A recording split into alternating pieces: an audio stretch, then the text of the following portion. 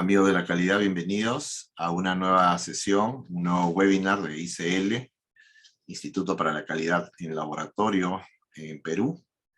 Vamos a conversar un poquito sobre control de calidad en el análisis de glicemia y A1C en el laboratorio clínico. Bienvenidos, este mes es nuestras fiestas patrias acá en Perú. Amigos que están en el extranjero, bienvenidos. Amigos peruanos, compatriotas, felices fiestas. Empecemos hablando al respecto de este tema tan interesante, ya que estaba de moda las pandemias. Justamente la diabetes mellitus es una enfermedad que sigue en pandemia, ¿no? A nivel mundial, y vamos a ver por qué lo digo. Así que, bienvenidos y empecemos. Cuando hablamos de control de calidad en un laboratorio, que es un proceso complejo, como todos sabemos, dentro del laboratorio. Básicamente, en este proceso complejo que depende o es parte de un sistema de salud, nos queda claro lo que las entradas y las salidas que tiene el laboratorio.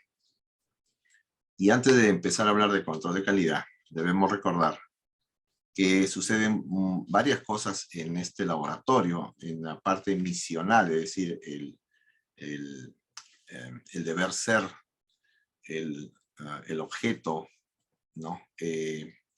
Por el cual existe el laboratorio, que es la parte misional. Y existe una fase preanalítica, ¿no? En donde fundamentalmente está liderado por la alta dirección, incluso que debemos recordar que la alta dirección o el director del laboratorio, según las guías internacionales, así es como lo nominan, se encarga de tener un poco la visión de lo que va a pasar con el laboratorio en función de lo que va observando en el entorno externo. Entonces, mucho de su trabajo está en conocer el entorno externo, en estar en el entorno externo, y quizás la mitad de su tiempo dedicarlo al entorno interno. Entonces, esa es una parte importante de la fase misional del laboratorio, la alta dirección. Y existe una preanalítica externa también, que se dedica a interesarse en cómo estamos levantando la información del usuario o del que necesita el laboratorio para poder justamente determinar los requisitos del cliente, de sus necesidades y sus expectativas. Entonces, normalmente en esta fase externa preanalítica se centra, como su nombre lo dice, fuera del laboratorio, desde que empieza a la necesidad o a solicitarse un resultado del laboratorio. Después está la fase preanalítica, que se preocupa mucho en el paciente, en los familiares, en atender a los pacientes, y aquellos son los que van a ser muestreados o están trayendo sus muestras. La fase analítica, como sabemos, en donde nos preocupamos en la muestra y en hacerle el análisis, este vendría a ser el corazón, el centro de gravedad del laboratorio. La fase posanalítica, que como sabemos atiende básicamente el resultado y algunas actividades relacionadas a asegurar la calidad y gestionar el riesgo dentro del laboratorio para que este resultado pues sea clínicamente útil y no haga daño, ¿sí? Y también existirá una fase post-analítica, que tiene que ver con que otra vez la alta dirección, junto con su equipo de gestión, empieza a planificar que nuevamente aparezca este círculo virtuoso que vendría a ser estas fases misionales del laboratorio, ¿no? Ahora, también habría que agregar de que hay un futuro del laboratorio. Ya el doctor Plevani hace poco decía de que existen tres finales o salidas del laboratorio. Los laboratorios que se dedican a emitir resultados, laboratorios que se dedican, subiendo de nivel, a emitir resultados con garantía de la calidad, ya basados en un sistema de gestión de calidad y seguridad. Y ahora se plantea los laboratorios que ya no sean apoyo al diagnóstico o tratamiento, sino que sean parte de, ya no apoyo, sino parte de el diagnóstico del paciente, ¿no? Y que corresponda a justamente un equipo de trabajo y no se lo esté considerando como apoyo, sino más bien como interconsulta, como un sistema en el cual, y a partir de la pandemia del COVID-19, ha demostrado la importancia dentro de un sistema de salud, ¿no? Entonces, son formas como se plantean ahora los laboratorios, y la pregunta es, ¿cómo hacemos control de calidad? Y cuando hacemos control de calidad, tenemos que decir que, bueno, que existen varios tipos de gestión. Este director que hablábamos, que hace la fase pre-analítica, post-analítico, que la lidera, pues tiene que delegar normalmente un laboratorio de alta complejidad a actores que se convierten en el comité de gestión. Entonces, a uno le delegará la producción, las entradas y las salidas de muestras o pacientes y resultados. A otro le delegará la calidad, ¿no? Entonces tiene que hacer la gestión de la calidad, la gestión de la producción, que es el cumplimiento de los requisitos solicitados por la dirección, que normalmente estos requisitos se basan en dos tipos: los requisitos legales, normativos, reglamentarios, cumplimiento de políticas, y también los requisitos del usuario o del cliente, ¿no? Que tiene necesidades y expectativas. Como sabemos, hay varios tipos de clientes también. Y normalmente hay otra línea de gestión, que es la línea de gestión de la seguridad, ¿no? También en los laboratorios que ya están avanzando un poco en los temas de evolución dentro de la gestión, aparece una línea de gestión de la innovación, porque como sabemos, la tecnología es muy cambiante, la salud y los sistemas de salud, las emergencias sanitarias son cambiantes, y incluso las personas son cambiantes. Hay generaciones que van apareciendo, y entonces tiene que haber un especialista en innovación para no quedarnos fuera de este avance, quedarnos fuera de la ola, ¿no? Que eventualmente pues empodera al laboratorio. También podría haber una línea de gestión de la gestión del medio ambiente, o también una gestión de de las políticas de la organización, cuando ellas están dirigidas como una ONG o algún hospital en donde se tiene mucho enfoque en la ayuda social, por ejemplo, ¿no? Entonces, hay varios tipos de gestión, pero básicamente el 90% de los laboratorios solo tienen la línea de gestión de la producción y se preocupan en la producción. Solamente un 10 a 12%, al máximo 15% de los laboratorios tienen una línea de gestión de la calidad, y un poco menos de seguridad también, ¿no? Normalmente ahora calidad se asocia mucho con seguridad, y por eso es que decir que un laboratorio es seguro, pues porque tiene calidad, y si tiene calidad debe ser seguro. Entonces casi siempre están asociados ambos, ¿no? Pero si el laboratorio es muy grande, como lo vemos en el primer mundo, en Brasil, pues seguramente se tendría que delegar esta competencia a un especialista, ¿no? Y cuando hablamos de gestión ya de la calidad, por ejemplo, uno de nosotros se nos carga la gestión de la calidad, porque nos gusta la calidad, y de hecho por eso están conectados en este momento, un sábado a las, 7, 8 de la noche, depende del país. Yo primero agradecerles el hecho de que estén acompañándome en este webinar, y luego decirles que cuando uno le encarga la gestión, tiene que ir pensando en esas cuatro fases básicas de la gestión. Hay algunas más, pero fundamentalmente lo primero que uno hace es planificar, luego organizar, dirigir, y al final es controlar.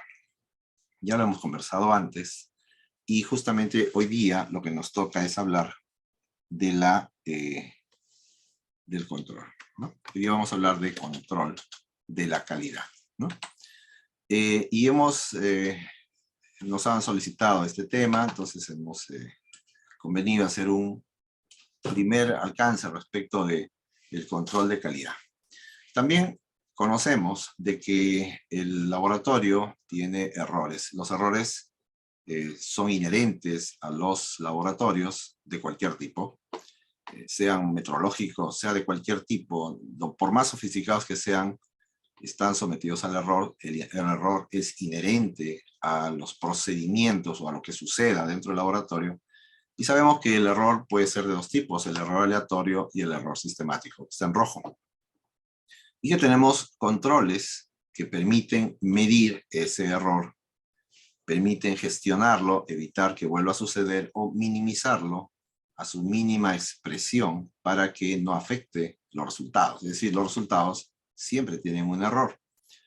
Pero este error debería ser tan pequeño que no afecte la utilidad clínica del resultado porque somos un laboratorio clínico. Evidentemente, mientras más sofisticado sea el laboratorio, se le exige que el error sea más pequeño, ¿no? Si es un laboratorio de alta complejidad, el error debe ser muy pequeño. Si es de menor complejidad, con menos tecnología, se les permite un error un poquito más grande. Sin embargo, nunca debe afectar el objeto o la razón por la cual existe ese laboratorio, ¿no? Que en este caso sería aportar información relevante para que se pueda tomar las mejores decisiones a favor de la salud de los pacientes, ¿no? Entonces, a todo esto le podríamos llamar error de medida. Y como estamos mirando, existen controles internos, controles interlaboratoriales y controles externos. Ahora, normalmente hablamos de que el control de calidad de una prueba, por ejemplo, la glicemia o la A1C, se hace pasando los controles. Y eso queda corto cuando uno ya está mirando el macro. Hoy día, en esta conversación que tenemos, vamos a mirar el macro, vamos a mirar el bosque, vamos a mirar el todo, para entender que a veces pasamos los controles y todo está muy bonito, nuestras gráficas son perfectas, nuestros certificados están muy bien, pero existen quejas, existen errores, errores a veces grandes y gruesos, que no están relacionados propiamente al paso de los controles. Hoy día vamos entonces a ver de qué se trata estos errores que efectivamente existen en el laboratorio. No es posible evitarlos, pero sí hay que detectarlos, minimizarlos, controlarlos y evitar que vuelvan a suceder, ¿no? Incluso hay que evitar que suceda, ¿no? Entonces ahí existe una gestión del riesgo. Todo esto es un tema denominado control de calidad. Entonces, ¿hay errores en el laboratorio? Sí los hay. De hecho que los hay. ¿Y de dónde podemos encontrar estos errores? Justamente en todos los procesos de laboratorio. No solamente en los misionales, sino también los debemos encontrar en los demás procesos. Como debemos recordar, este es un mapa de proceso, por ejemplo, en el laboratorio COVID, que existen procesos de alta gerencia, ¿no? Existen procesos de apoyo, también llamados de soporte. Los de alta gerencia se les puede decir procesos visionales, porque hacen cumplir la visión, son los decisores. Procesos misionales serían los que hacen que se cumpla la misión, y estos procesos de acá abajo serían los de soporte. Entonces, errores encontramos en todos los procesos de esta gestión por procesos, y todos estos procesos, cuando se equivocan, cuando cometen errores, afectan a todos, porque como somos un equipo de trabajo, una mala decisión del jefe o una falta de compra de algún insumo también afecta a la operatividad del laboratorio, ¿no? Entonces, hoy día los invito a verlo como un macro. Hablamos entonces del preanálisis. Clásicamente, el preanálisis tiene que ver con todo lo que estamos mirando ahí, donde se genera una solicitud, se toma una decisión, si se debe o no preparar al paciente, después se identifica al paciente, se prepara la toma de muestras, se toma la muestra, si esta muestra debe ser preparada, se la prepara, y si no, se transporta y se entrega. Esto es lo clásico en la preanalítica. Pero les había dicho también que una parte importante para hablar ya de glicemia es que existe una fase de preanálisis llamado extralaboratorio. Preanálisis extralaboratorio. Hablemos un poquito de que algunos errores de la realización de análisis se da en esta fase. ¿Y de qué se trata? Bueno, la etapa preanalítica extralaboratorio, desde la petición de los análisis hasta la llegada de las muestras al laboratorio. En este caso hablamos de glicemia y de A1C. Esta etapa con mayor probabilidad de provocar un efecto adverso, porque incluye los procesos más difíciles de controlar por la gran complejidad y número de profesionales implicados. Uno de los temas es la falta de actualización que tenemos en los profesionales solicitando las pruebas, ¿no? Las pruebas relacionadas a diabetes. Esto, por ejemplo, que les muestro acá, son los criterios de diagnóstico, los más actuales, que no son ya tan actuales porque se están manteniendo, pero que muchas veces no es conocido por los mismos profesionales que solicitan análisis.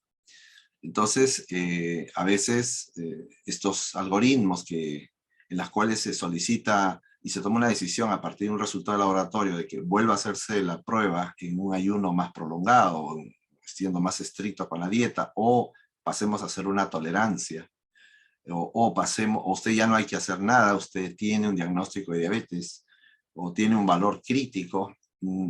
Estamos todavía en los laboratorios suponiendo de que los que solicitan el análisis conocen de estos temas. Y como ven, pues estos puntos de corte, de decisión, han cambiado. Bueno, no se han actualizado todavía.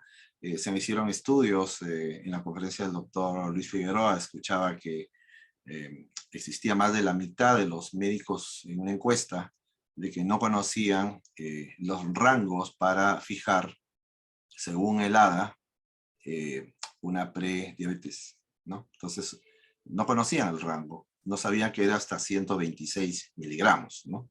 Y que ya no es de 110, sino de 100 a 126 miligramos sería eventualmente, junto con el criterio clínico, pues la sospecha de que hay una prediabetes. Y hay que tomar decisiones si se toma o si se hace o no una tolerancia. En qué casos se considera que es, entre comillas, normal, o dentro del intervalo de referencia. Muchos laboratorios todavía suponen, incluso dentro del laboratorio, que el valor normal o el intervalo de referencia es hasta 110, como ya sabemos es hasta 99. Algunos no han actualizado esta información, pero es parte de del error que nosotros podemos tener de no estar actualizados, también la necesidad, y pues eso gestiona un error, de que tampoco estamos trasladando esta información actual a los que están solicitando el análisis. Entonces, esa es una de las fuentes de error que encontramos en la fase preanalítica extralaboratorio. Debemos recordar que la diabetes es una pandemia, es una enfermedad que va incrementándose con los años. El doctor Figueroa pues ha sido muy extenso en hablar al respecto de cuál es el futuro de los casos de diabetes en el mundo, y se basa fundamentalmente en estos mapas de calor en los cuales notamos cómo va a ir incrementándose por millones la cantidad de pacientes en todas partes del mundo. Una de las cosas curiosas es que mientras más pobre es el país, más diabéticos van a tener. Evidentemente, los países que tienen mejores sistemas de salud, pues están ya conteniendo un poco este avance galopante que está teniendo la diabetes, cobrándose millones de vidas en el mundo, ¿no? Considerar que más de en el año, dentro de más o menos 15 años, más uno de cada 2 personas va a ser diabético si seguimos a este ritmo. Y, por ejemplo, acá vemos cómo en el año 2021 y en el año 2045 las proyecciones dicen que en la zona urbana ahora es más o menos 2 veces más casuística en la zona urbana que en la zona rural, pero en el 2045 va a ser 3 veces más, si ustedes miran esta gráfica. Y entonces también vemos cómo lo que decía, notamos que en los países más pobres encontramos una tendencia a incrementarse la diabetes por millón de personas. Entonces esto es una realidad y probablemente se deba justamente a los errores que yo, déjeme dar mi opinión personal, considero que es un error en donde la mayor parte de la responsabilidad es de los laboratorios. Porque en la ISO y en las buenas prácticas de la OMS mencionan de que el laboratorio tiene que liderar su tema dentro del sistema de salud. Si nosotros somos laboratoristas, tenemos que liderar el tema del conocimiento de las pruebas de laboratorio. Y justamente ahí viene un tema en el cual yo considero de que nos falta ese liderazgo, ¿no? Bueno, acá también vamos mirando la proporción de adultos, ¿no? Por ejemplo, antes se decía que a partir de los 45 años había que empezar a hacerse un chequeo de glicemia, porque probablemente ya podría aparecer una diabetes. Esto ya bajó a 35 años y eventualmente va a seguir bajando. Cada vez hay personas más jóvenes que tienen diabetes. Entonces existe un problema de salud. Nosotros somos personal de salud y tenemos que involucrarnos en ese tema, ¿no? Entonces, en esta fase, yo me hago algunas preguntas, ¿no? El médico profesional de salud que solicita la prueba, ¿conoce en qué condiciones se debe pedir un análisis de glicemia? ¿Qué diferencia hay entre una glucosa basal y glucosa postprandial? ¿Cuándo se debe solicitar? ¿O ya no se debe solicitar la glucosa postprandial y pasar directamente a una tolerancia oral de la glucosa? ¿En qué condiciones se debe solicitar una nueva prueba de glucosa por confirmar un resultado? ¿Cuáles son los protocolos médicos de decisión para tomar uno u otro camino? Eventualmente existen hasta 6 decisiones que se toman como resultado de glucosa. Desde decirle que es diabético hasta decirle que está normal y que no pasa nada, o está hipoglicémico, o está prediabético, hay que hacerle una tolerancia. También ni hablar de las personas que están gestando. Evidentemente todas deberían hacerse una tolerancia a la glucosa entre las semanas 24 y 26, me parece. Todos deberían hacerse una tolerancia porque existe ese tipo de diabetes también. No solamente existe un tipo 2, diabetes 1 y 2, sino son 4 tipos de diabetes. A veces también hay que considerar cuántas horas son el ayuno, ¿no? Mínimo y máximo, tenemos que declararlo, ¿no? Normalmente ADA nos dice que son 8 horas, pero tal vez 12 o 14 horas sigue siendo ayuno. Entonces hay que ir entregando información ya consolidada desde el laboratorio, ¿no? En el caso de las tolerancias también existen información importante que debemos estandarizarlo, por ejemplo, respecto al consumo de carbohidratos días antes de la tolerancia oral a la glucosa. ¿Qué relación existe entre la hiperglicemia y los análisis de orina? Muchos de los laboratorios todavía están haciendo una correlación directa entre ellos y no se están actualizando al respecto de estas condicionantes. A veces validamos el resultado de una prueba de sangre con el resultado de orina o al revés. ¿Esto es válido o no es válido? Esto es parte de la información que se debe tener y que se debe trasladar hacia las personas que solicitan el análisis, porque también encontramos reclamos al respecto de ello. Y una de las cosas que también tenemos que informar a los que solicitan el análisis es la participación de las evaluaciones externas de la calidad, que es parte del aseguramiento de la calidad, mostrar evidencias de que estamos trabajando correctamente.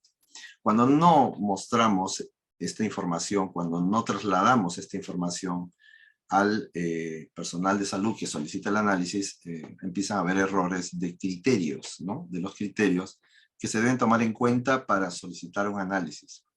En el caso de la UNAC, por ejemplo, tomar en cuenta en estos criterios, pues todo lo que tenga que ver con el glóbulo rojo, ¿no? El recambio del glóbulo rojo, transfusiones, hemorragias, también los tratamientos con algunos medicamentos, o también con eritropoyetina. Algunas personas llegan al laboratorio habiéndole recomendado ayunas porque el doctor le dijo para A1C, por ejemplo.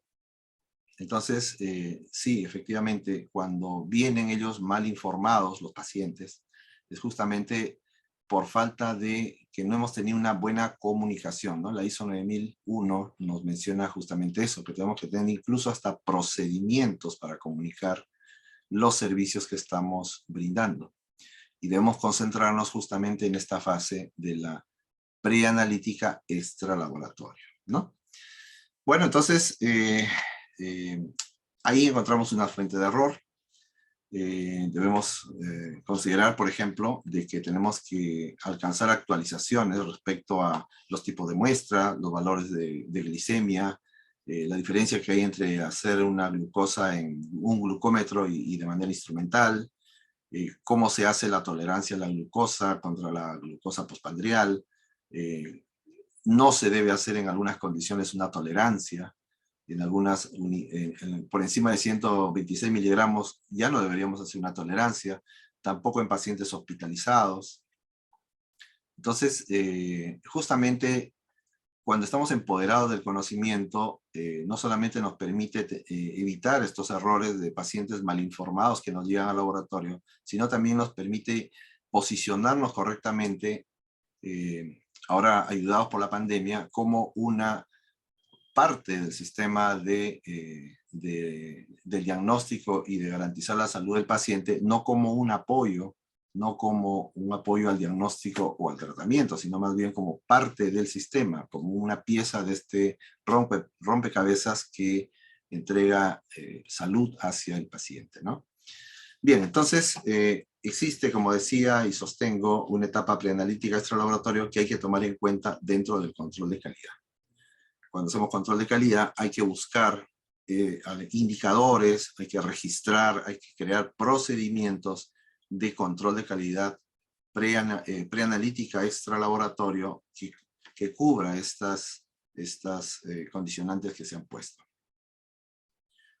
Y todo se basa, según mi criterio, a la falta de liderazgo en general del laboratorio hacia comunicarse, hacia entrar al consultorio, hacia entrar a los servicios de hospitalización o de atención de la salud de los pacientes y liderar el tema diciendo, bueno, yo soy parte del sistema de salud, yo trabajo en laboratorio, yo voy a enseñarles las actualizaciones, las cosas que se están descubriendo respecto de esta pandemia y vamos a hacer algo activo frente a disminuir en algún grado bueno, la alta incidencia, cada vez hay más. No nos damos cuenta que esto se está convirtiendo, no se está convirtiendo, ya es un problema de salud a nivel mundial.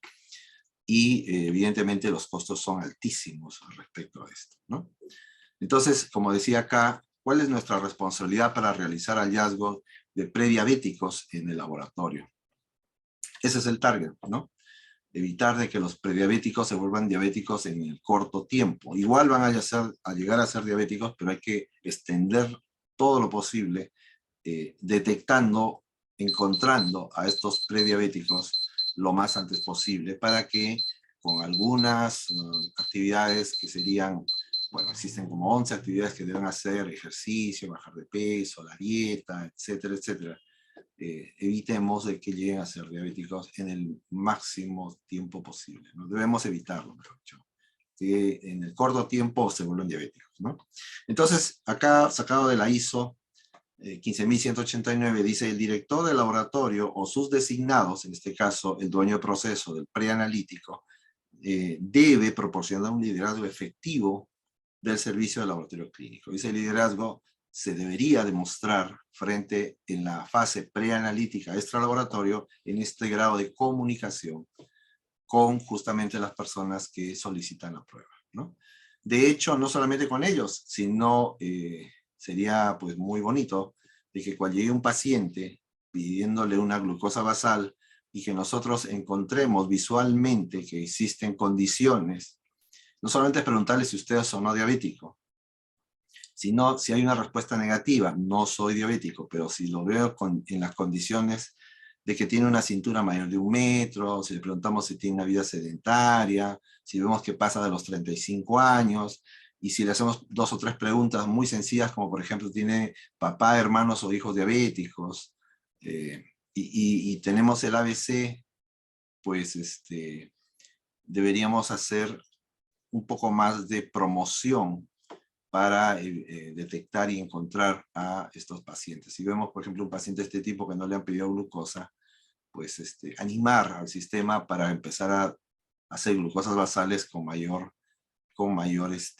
frecuencia, ¿no? De tal forma de que podamos disminuir estos prediabéticos que no tienen idea que lo son y que no han sido diagnosticados, ¿no?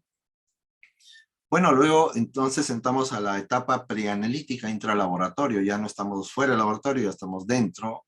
Cada preanalítica se dispondrá a la manera de acuerdo a su grado de complejidad, y como acá no existe que tiene que ser así, a menos que esté acreditado, y ahí sí nos ponen algunos condicionantes. Pero fundamentalmente una preanalítica pues tiene una recepción de la solicitud de análisis o de las muestras, con un documento de la solicitud, y bueno, como ya conocemos nosotros, existe un recorrido hasta llegar a la fase analítica, ¿no? Incluso con algún tema de documentario. Bueno, esta fase no la vamos a conversar, ya sabemos que existe la recepción de la muestra o el registro del paciente, luego se toma la muestra, luego se guarda la muestra. De repente este preanalítico está organizado de tal forma que ellos separan la muestra o de repente no la separan. Bueno, el hecho es que esta muestra termina siendo almacenada y transportada hacia la fase analítica, ¿no? Ahora, cuando nos queremos hacer control de calidad, el control de calidad justamente se encarga, esa es su definición, de hacer cumplir en general los requisitos. Y cuando hablamos de requisitos, son requisitos normativos, como le decía, que nos solicita la norma del país, también los requisitos que puede haber en los reglamentos, o en las políticas, en los compromisos que ha hecho el laboratorio, y los requisitos del cliente, ¿no? Entonces, este control de calidad no debe basarse solamente en pasar el control en la fase analítica, sino apuntar mucho a la fase preanalítica. Estamos disminuyendo los errores en la fase preanalítica, le estamos dando más foco a la fase preanalítica, porque la fase analítica se automatizó y eso mejoró mucho los errores. Pero dentro de la fase preanalítica nos dedicamos a los temas técnicos, pero también las partes de gestión afectan. Por ejemplo, una de las cosas es que nos piden haber definido los requisitos y necesidades de los usuarios del proceso preanálisis. Esto deberíamos tenerlo. Documentar la secuencia e interacción de los procesos, sobre todo en las excepciones. Procedimientos y registros documentados de acuerdo a los servicios, incluyendo los trabajos derivados a un laboratorio de referencia. Muchos laboratorios hacen A1C, pero no lo hacen ellos en su laboratorio, sino lo envían a otro laboratorio, y esto no lo declaran correctamente.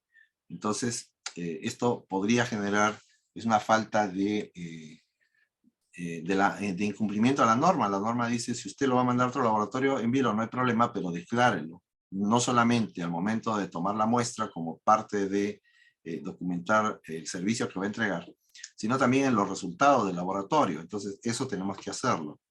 Documentar los criterios y métodos asegurando la operación como el control de los procesos, que exista un control. Recuerden que cuando hacemos pruebas de glicemia, podríamos encontrar un resultado crítico. Este proceso de encuesta, de completar correctamente la solicitud de análisis, es parte de documentar estos criterios. También documentar la disponibilidad de los recursos, instalaciones, equipamiento y personal. Bueno, ni hablar de ese tema, tenemos que tener conciencia de que los recursos tienen que estar disponibles, ¿no? No podemos negar el servicio porque se nos acabó el reactivo, no vino el personal, porque no funciona la computadora. Tenemos que tener unos planes de contingencia para evitar dejar de atender a los pacientes. Por supuesto, tenemos que tomar en cuenta todos los reglamentos, normas y otros documentos normativos aplicables. Todo esto está sacado de la ISO, no es solamente tomar en cuenta y hacer consolidar estos requisitos de gestión que tenemos que tener en la fase preanalítica. También procedimientos de identificación y solicitud de acción correctiva, así como también información documentada sobre los procesos de evaluación y auditorías. Tenemos que estar listos dentro del sistema de gestión de la preanalítica a este tipo de eventos. Normalmente la preanalítica está de cara a la puerta del laboratorio y son los que van a recibir las primeras visitas, ¿no? Si es una auditoría, si es una revisión, una supervisión, si es una visita de repente del director, del ministro o de alguien similar, lo primero que van a ver es la preanalítica. Ahí tiene que haber personal competente. Y de eso se trata los aspectos técnicos, personal calificado, y que tengan toda la gestión del recurso humano, o si quieren del potencial humano, que ahora se le dice así, ya no se le habla de recurso humano, suena un poco feo, ahora le hablamos del potencial humano, tiene su explicación. Entonces, si están calificados correctamente, si tienen una descripción del cargo, saben lo que tienen que hacer, han recibido una inducción respecto a qué es el laboratorio, sus políticas en general, sus objetivos de la calidad, su plan estratégico, conoce al jefe, conoce al dueño, conoce a las personas, sabe la visión y la misión del laboratorio y puede trasladarla hacia afuera porque está atendiendo pacientes, ¿no? Si está entrenado, por ejemplo, en tomar una muestra, si presenta evaluaciones de que sabe tomar una muestra y certificados que es un flebotomista correcto, si es competente, por supuesto, revisión del desempeño, si se sigue un seguimiento de las personas, si ha recibido una educación correcta, si cumple con la norma. En el Perú hay 2 profesiones o 3 que pueden tomar muestra, el resto no puede porque la norma no lo expresa así. Tiene que cumplir también entonces la norma, como decía, que tiene un desarrollo continuo, que está aprendiendo, que se nota que está mejorando, que lo estamos formando, ¿no? Cada vez estamos, lo que hablaba hace un momento, respecto de las actualizaciones del ADA, por ejemplo, si hablamos de glucosa y de A1C, registro de accidentes, exposición a riesgos e inmunización, son parte de los requisitos que debemos evaluar, que debemos controlar dentro de la fase preanalítica. También hablar de la infraestructura, si están correctamente diseñada la infraestructura para la toma de muestra, si están los accesos correctos, los espacios son correctos, si existe confidencialidad para la toma de muestra, si no está lleno de cajones y no se está sirviendo la preanalítica de almacén, sino más bien debe ser un área despejada. Recuerden que es la salida del laboratorio, si existen baños adecuados, si existe donde se cambia el personal, si existen zonas donde incluso pueda descansar, si es que hablamos de un laboratorio muy grande donde la fase preanalítica está separada. Evidentemente se evalúa mucho el tema de las instalaciones para la toma de muestra, ¿no? Si son mueblería correcta, espacios correctos, la confidencialidad,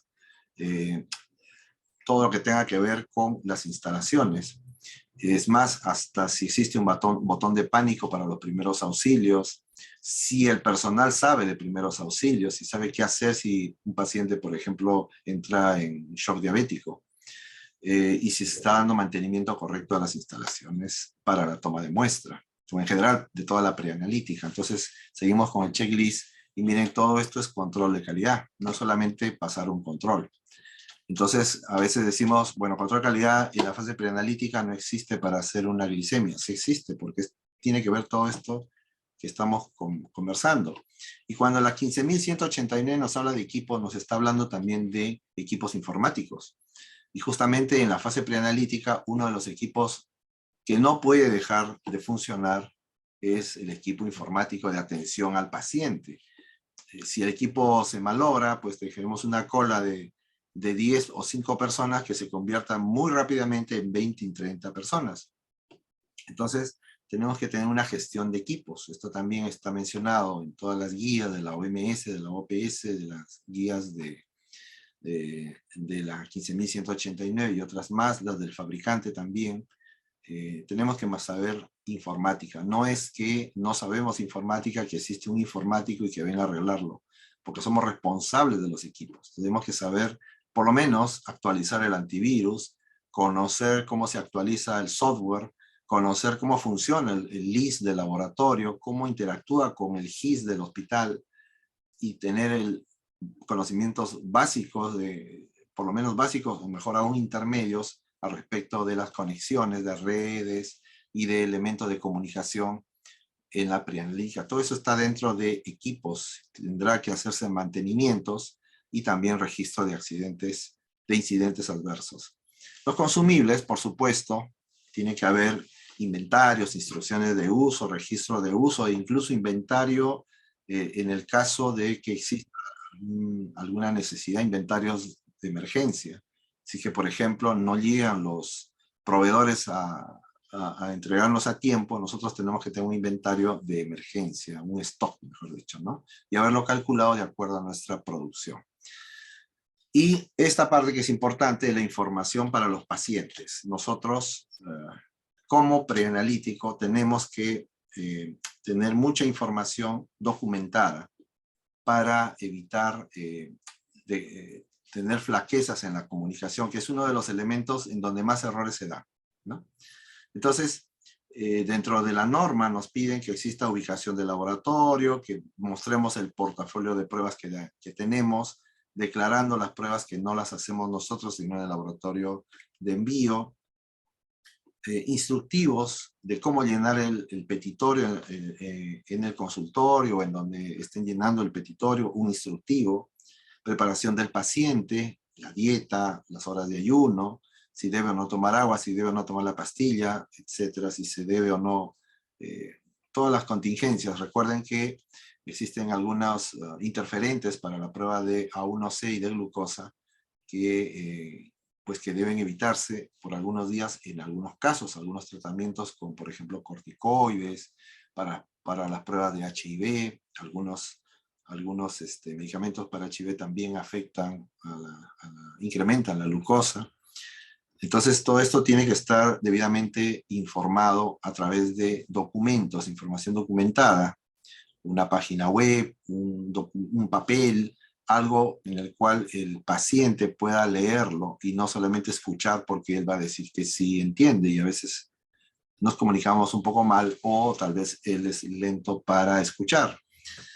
Bueno, todo lo que estamos viendo ahí, factores que afectan los resultados, que debemos también tener la disponibilidad para asesorar a los pacientes o a los profesionales que vienen a pedir consultas al respecto, incluso atender las quejas y reclamos. Todo esto es parte de este check de hacer el control de calidad. Evidentemente esto lo podemos montar, pero si no se hace un continuo, digamos, mantenimiento de todos estos procesos de cumplimiento de requisitos de gestión y de requisitos técnicos, entonces esto, si deja de pasar una o dos cosas y nadie lo controla, entonces se vuelve una costumbre y finalmente perdemos competencia, ¿no? Entonces es parte de hacer control de calidad. Y acá hay un checklist muy chiquito. Esto está sacado de la ISO, la 2038, que es de preanalítico.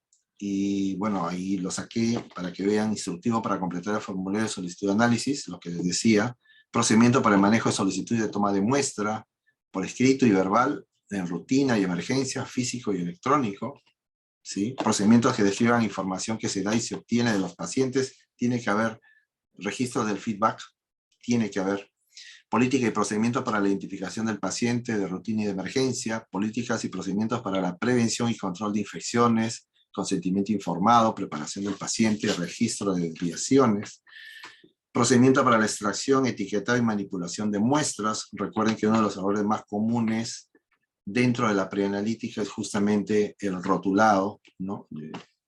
Diríamos que no nos equivocamos, pero sí sucede, hasta en los laboratorios acreditados puede haber una muestra por otra, la rotulan mal, sucede, no deja de pasar, entonces tenemos que estar muy atentos a estos temas. Imagínense el impacto de cambiar una muestra por otra.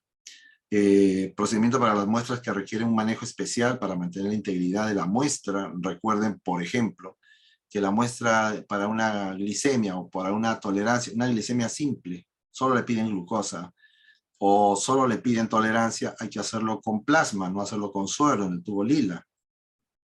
Plasma. Porque evidentemente en el otro tubo, en el tubo amarillo, el rojo, la glucosa se consume más rápido y no es recomendable. La ADA hace años que viene recomendando que se trabaje en tubo lila.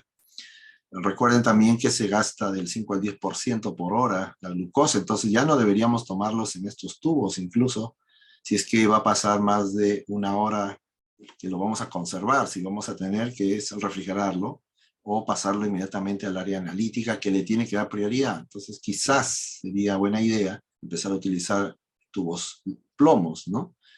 para evitar el consumo de la glucosa. Claro, eso genera más gasto, pero asegura la calidad.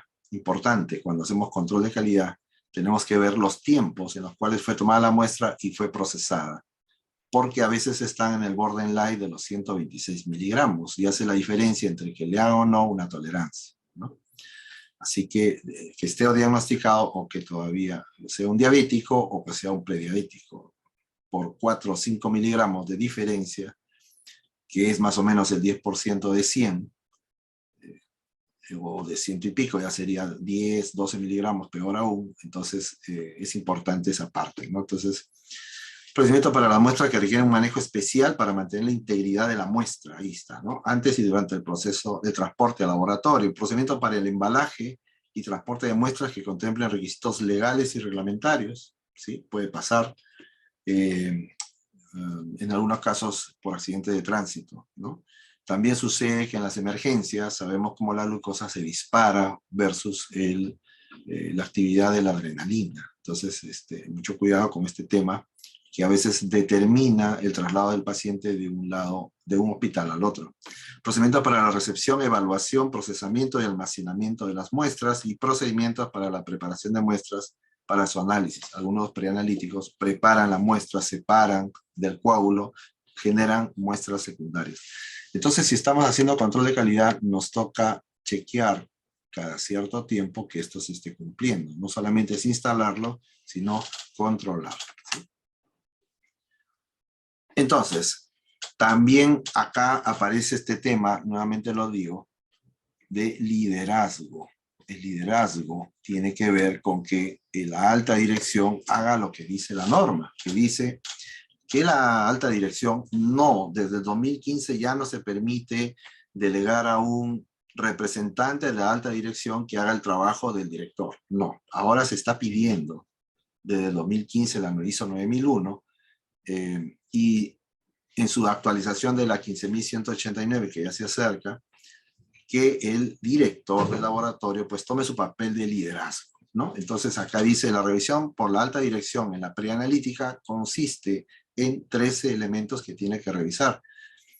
Revisión periódica de las solicitudes, adecuación de procedimientos y requisitos de la muestra, evaluación de la retroalimentación de los usuarios, sugerencias del personal, auditorías internas, gestión del riesgo, indicadores de calidad, revisiones por organizaciones externas, resultado de comparación interlaboratorios, PEC de preanalítico y de envío de muestras, si fuera el caso, seguimiento y solución de quejas, desempeño de proveedores, los proveedores internos y los externos, ¿sí? Identificación y control de no conformidades, resultado de la mejora continua y cambios o recomendaciones para la mejora, incluyendo los requisitos técnicos nuevos que pueden aparecer. Como sabemos, aparecieron requisitos nuevos con la pandemia de distanciamiento social y de otros elementos como lavado de manos, y algunos que no sirvieron de mucho, pero ante el miedo, pues echábamos alcohol por todos lados, límpiense los zapatos y cosas similares. Ahora sabemos que ya no es necesario, pero esos requisitos aparecieron en su momento. Entonces, estos 3 elementos tienen que ser revisados por la alta dirección periódicamente, ¿no? Y por supuesto lo hemos tenido que haber instalado. El que instala esto a solicitud de el comité de gestión en el tema de calidad, a solicitud del responsable de la gestión de la calidad, es el dueño de proceso. No es que vengan a instalárselo a él, él es el responsable de instalar todo esto, y lo anterior dicho, el dueño de la preanalítica, estamos hablando, el dueño de proceso de la preanalítica, estamos hablando de una gestión por procesos. Hay que empoderar al personal de cada área del laboratorio a que haga no solamente el trabajo operativo, sino también el trabajo de la calidad, el trabajo de la seguridad, incluso de la innovación, ¿no? Y tomar liderazgo, por eso que lo he puesto ahí en rojo. Muy bien, algunos laboratorios toman en cuenta la integración y la consolidación en función de un requisito de todas las normas en Latinoamérica relacionados a la trazabilidad de la muestra, ¿no? La trazabilidad de la muestra. ¿Qué significa esto? Lo que pasa es que en la ISO nos habla de que nosotros tenemos que ser cuidadosos con la propiedad de terceros, ¿sí? La propiedad de terceros, así lo dice la ISO. Entonces, La trazabilidad de la muestra tiene que ver con la propiedad de los terceros, porque la muestra, acá voy a poner una abreviatura, la trazabilidad de la muestra. ¿Por qué? Porque la muestra es parte de un paciente, no deja de ser parte del paciente. Entonces, como parte del paciente, tiene los derechos y los deberes del paciente. Y una de las condiciones es justamente que nosotros demos cuenta de dónde está la muestra. Si yo llego a un laboratorio en cualquier momento, me tomaron la muestra ayer 8 de la mañana, yo voy al día siguiente 8 de la mañana, 4 de la tarde, voy el mismo día que me tomaron la muestra en la tarde, puedo pedir un informe en dónde está mi muestra. Entonces tengo que expresarlo, documentado incluso, indicando de que está en la fase preanalítica, analítica, postanalítica, de repente está en la centrifugación, de repente está ya en la clasificación, de repente se está haciendo la prueba justamente de glucosa o de A1C, o de repente ya una parte está en la seroteca y otra parte ha sido eliminada. Entonces, esta parte de la trazabilidad de la muestra es otro de los elementos que se tienen que controlar, ¿no?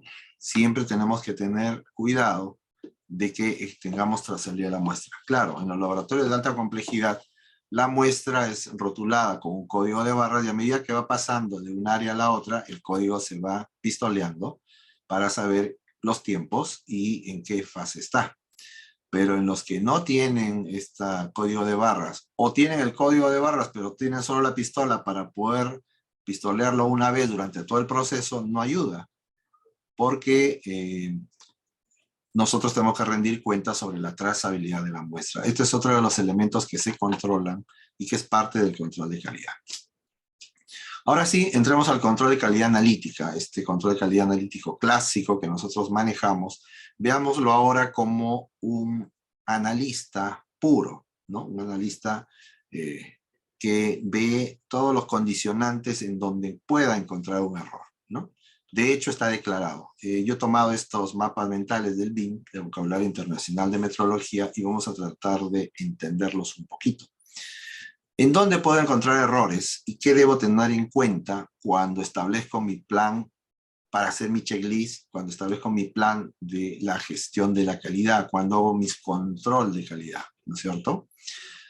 Cuando mido la calidad. Entonces, lo primero que habíamos dicho desde el inicio es que ya nosotros ahí ya no nos estamos preocupando del paciente, nos estamos preocupando de la muestra. La preanalítica debería preocuparse en obtener la muestra, pero atendiendo con esmero y diligencia al paciente. En cambio, el laboratorio, ya propiamente la fase analítica, está midiendo, su principal acción es medir y hacer el análisis de lo que quiere conocer que sucede en la muestra. Entonces, el elemento es la medición, por ahí se empieza. Y por supuesto que existen elementos a tomar en cuenta. Tenemos que tomar en cuenta los principios de medida, la metrología, cómo vamos a medir, en qué magnitudes, el resultado de la medida, y cómo ésta interactúa con una serie de elementos como el procedimiento de medida, cómo es que tiene valor medio de una magnitud, la incertidumbre de medida, y cómo va interactuando. Entonces, uno de los primeros elementos que nos tomamos en cuenta para generar control de calidad es en el resultado de la medida o en la medición propiamente, ¿no? Hay que tomar en cuenta cómo estamos midiendo, tomando por supuesto en cuenta todos los elementos relacionados a la medición. Y dentro de esos elementos de la medición, ¿sí? Que lo vemos acá, tenemos que ver los valores de una magnitud. Hablamos de que la glucosa tiene que ser medido o en milimoles o en miligramos, pero de manera correcta, haciendo una correcta evaluación del método, instalando correctamente el método. El valor de una magnitud es importante, por ejemplo en A1C, este valor de una magnitud tiene que estar relacionado a alguna referencia, ¿no? Entonces tiene que haber alguna referencia que tenga que estar debidamente certificada para poder tomar en cuenta la calibración, que lo vamos a ver en un minuto, y también los materiales de referencia con los cuales controlamos, ¿no? Entonces, el valor de una magnitud tiene mucho que ver, este valor de la magnitud tiene mucho que ver justamente como qué estamos midiendo, ¿sí? Mirar los interferentes, cómo estamos, de lo que estamos midiendo, cómo es el mensurando, la parte de la molécula que va a darnos la indicación, va a ser lo que exactamente medimos y cómo es la incertidumbre de esa medida, el sesgo de medida y el error de medida, lo que les comentaba, ¿no? Entonces, el error de medida y el valor de referencia son el valor medido. Si ustedes miran acá, esto es una parte y esto es otra parte. El valor medido tiene que ver con el valor de referencia y el error de medida. Y el error de medida está justamente en donde nos basamos para hacer control. ¿Qué controlamos? El error aleatorio y el error sistemático, lo que hablábamos hace un momento. Esto se hace con el control interno y esto se hace con el interlaboratorial. Entonces vamos notando cómo en este mapa mental o en este diagrama de asociaciones y particiones encontramos todos los elementos que tenemos que tomar en cuenta. El error de medida tiene que ver con el valor medido y el valor medido con el valor de una magnitud, ¿no? Entonces, es parte de. Y cuando hablamos de errores, decíamos que uno de ellos es el error aleatorio. Entonces, encontramos que la precisión de medida se puede expresar o se puede medir justamente de tres maneras, como repetibilidad, como precisión intermedia o reproducibilidad. Acá lo estamos mirando, ¿no? Esta precisión de medida tiene que ver con las indicaciones y el valor medido, como hace un rato conversamos. Y sirve para algo, ha de servir. Si yo mido repetibilidad es porque quiero evaluar la consistencia del resultado dentro de la corrida analítica. Si yo quiero medir precisión intermedia, quiero evaluar el método a lo largo del tiempo. Eso es la clásica cuando pasamos los controles. Paso los controles cada 40 muestras o paso el control al inicio y al cerrar la corrida analítica. Estoy evaluando la imprecisión de la corrida analítica, ¿no? De la corrida analítica. En el caso de repetibilidad, estoy evaluando el resultado de una muestra. Te lo repito. Precisión intermedia es evaluar la corrida analítica. Y un laboratorio puede tener un equipo en buen estado con un sistema analítico bien montado, confiable, con una buena precisión intermedia. Puede haber otro equipo que no lo esté, no está medido, es el de respaldo y ese lo voy a utilizar cuando este se malogra. Y si se malogra, lo voy a utilizar sin controles. Entonces, para eso existe la reproducibilidad. Tenemos que tener las condiciones de que no importa en qué equipo lo haga, no importa en qué turno, qué método utilice, incluso qué personal va a ser el que opere esta plataforma analítica, importa los resultados. Entonces usted puede cambiar lo que sea y tiene que tener reproducibilidad. Son tres elementos como medimos la precisión de medida. ¿Y qué es la precisión de medida? Básicamente es la dispersión de los datos alrededor del promedio. Cuando yo reproceso en la misma corrida, repetibilidad, entre corridas, precisión intermedia, cambiando todo, equipos, operadores, turnos, etcétera, y reproducibilidad, no importa cómo lo reprocese, los resultados se deben parecer. Y desde el punto de vista clínico, deben corresponder a la misma interpretación clínica. Vamos, si es de 70 a 99, eso es paciente dentro del intervalo de referencia, adulto. Entonces, no importa en qué condición pase, que lo hago en la misma corrida, entre corridas o cambiando todo, debe siempre caer cuando lo reproceso, que es paciente, está dentro del intervalo de referencia. Si es un prediabético, no importa cómo lo haga, cuál de las tres formas, debe salir siempre prediabético. Si es diabético, debe salir siempre diabético. Si es hipoglicémico, debe salir hipoglicémico, etc. La condición clínica tiene que volver a darse. El número puede cambiar, pero la condición clínica tiene que volver a darse, porque ese es el objeto del laboratorio, ¿no? Muy bien, entonces esto es para evaluar el error aleatorio. Y como ustedes ven en este mapa mental, tiene que ver con el valor medido la indicación, que es una parte importante. La indicación digamos, el número, la indicación que sale del sistema analítico, esto lo tenemos que relacionar con una calibración, con un factor. Esto normalmente se hace en automático, pero tenemos que evaluar incluso el factor, ¿no? Así que, ¿y qué puede hacer que esto se genere? ¿Cuáles son las condiciones de precisión de una medida? Pues tiene que ver con esto que vemos abajo, ¿no? Que es los procedimientos, los instrumentos, el calibrador, la calibración, los sistemas de medida y una serie de elementos más como el funcionamiento, operatividad, etcétera, etcétera. Entonces, en el siguiente vamos a tomar en cuenta que cada uno de estos elementos tiene un grado de incertidumbre, ¿no? Un grado de incertidumbre, es decir, una probabilidad de que el número, el resultado que estamos obteniendo, pues no sea, no es un dato fijo. Cuando decimos que un paciente tiene 100 de glucosa, está en el borderline, estamos diciéndole, sabe que usted está ya dentro de este rango o este intervalo de prediabéticos que va de 100 a 126, ¿no? O si quieren hasta 125. Bueno, el hecho es que si usted tiene 100, pues podría haber una incertidumbre en ese resultado, a tomarlo en cuenta. Quizás ahí, en el protocolo médico, correspondería volverse a hacer la prueba.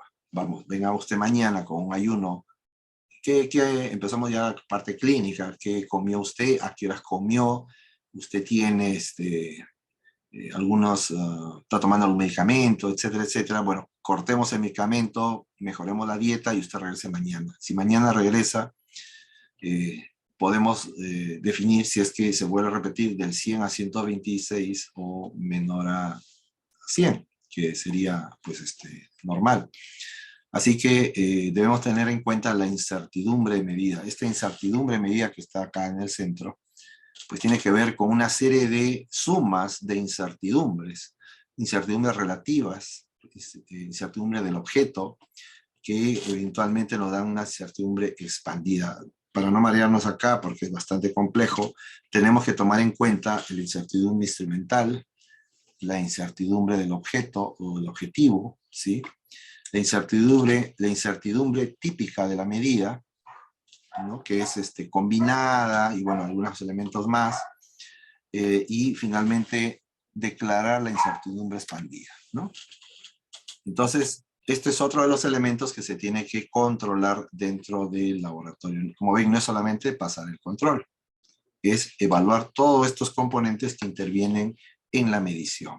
Por supuesto, tenemos que ver la calibración y todos los elementos que tienen que ver con la jerarquía de la calibración. Como sabemos, en la calibración está la trazabilidad metrológica, porque el calibrador tiene que ser trazable metrológicamente para que exista que pertenezca a la homologación de métodos en el caso de la glicemia y que esté relacionado a alguna, digamos, alguna característica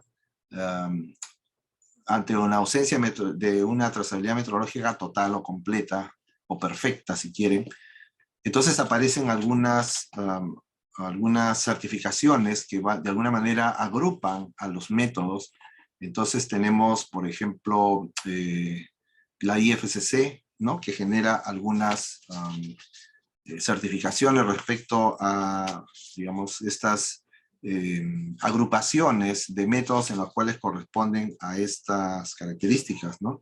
También el NGSP, que tiene que ver con la NGSP me parece que tiene que ver con una estandarización de las nacionales de las glicoproteínas. Este es un programa que estandariza los métodos y que justamente es adoptado por los países europeos y también por los que están relacionados a la IFSC como un estándar, ¿no? De agrupación ante la falta de trazabilidad metrológica. Pero en el caso de la glucosa sí existe trazabilidad metrológica, sí existen materiales de referencia primario que van a ser entregados o vendidos, si se quiere así, a los fabricantes de las pruebas para que todos utilicen a partir de ese material, fabriquen sus propios calibradores, de tal forma de que los resultados se parezcan entre todos. Esto se llama homologación de métodos. Entonces, cuando hablamos de la calibración, es una parte importante. En la calibración tenemos que controlar dos cosas, el calibrador y la calibración. Bueno, el calibrador, evidentemente, la trazabilidad metrológica, las condiciones de fabricación, las condiciones de almacenamiento y el manipuleo correcto. Esto es en cuanto a al calibrador. Y en la calibración, la correspondencia con el método, ¿no? También la jerarquía de calibración. Existen jerarquías, hay calibraciones que hace el usuario y hay calibraciones que vienen de fábrica y algunas intermedias también. Así que esto es algo que también tenemos que controlar. No solamente el control nos da toda esa información, porque, como dije hace un momento, podría darse que mi control está saliendo perfecto, pero veo que los resultados no. Tiene que haber correspondencia entre los resultados de los sistemas de control con las partes operativas o finales, o los entregables, en este caso la información, los resultados de los pacientes, ¿no? Por eso es que ya hace algunos años Westgard, Plevani y otros más promueven el uso de controles de calidad con muestras, ¿no? En algún momento les podré dar un poquito de alcanzable al respecto, pero eso es lo que hacíamos en los años, el Lynch en el año 70 ya lo proponía. Usted, ¿cómo sabe que está saliendo bien sus glucosas? Y los más antiguos laboratoristas decían, bueno, yo me doy cuenta si todas mis glucosas están cayendo. Entonces, todas mis glucosas están bajando, es porque el reactivo se me está deteriorando. Entonces, tengo que volver a estandarizar, a pasar mi patrón, ¿no? A pasar mi estándar. Y recalcular mi factor. Esos eran sus términos. Y cuando veo que todas las glucosas se me están elevando, es probablemente que, seguramente que el foco o el filtro está sucio, y entonces, o estoy blanqueando mal, entonces me doy cuenta no por los controles, porque no se pasaban controles, sino cómo es el desempeño de los resultados de las muestras.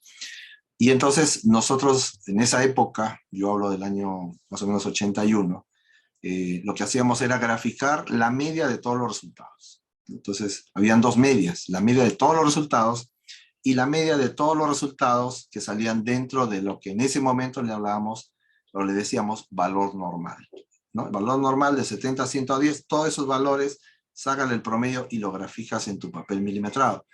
Y de todos los resultados, o sea, hablamos ya de los altos, bajos y normales, también, y hacíamos dos gráficas. Y nos dábamos cuenta claramente como si se nos iba hacia arriba o se nos iba hacia abajo.